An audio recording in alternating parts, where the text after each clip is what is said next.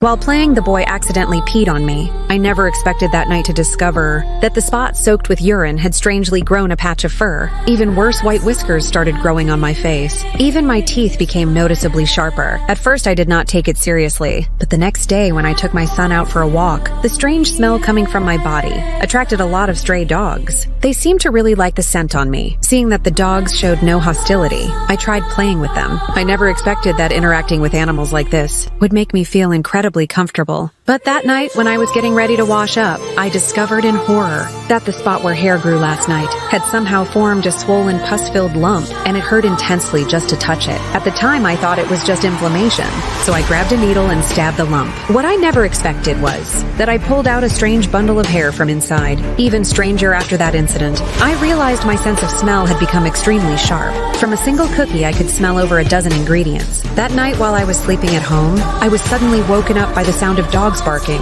I could not understand why there were dogs outside, so I curiously walked toward the door, only to find a group of dogs squatting there, as if they had been waiting for me for a long time. This made me feel extremely happy, so I walked toward the animals. But the next second, they suddenly started tearing into me. When morning came the next day, I told my son about the nightmare I had last night, but at that moment, my son suddenly brought over a mouse. This instantly terrified me, so I quickly told him to throw it away, watching him run outside without looking back. I panicked and chased after him, only to discover something horrifying. I saw a large number of animal corpses outside my house. Only then did I realize last night was not a dream, but the prey that we had hunted together. After realizing something was wrong, I rushed to the local library and borrowed a book about humans turning into animals, trying to understand what was happening. In the days that followed, my behavior and actions gradually began to change. When night finally came again, I once more heard dogs barking outside, so I eagerly stepped out the door.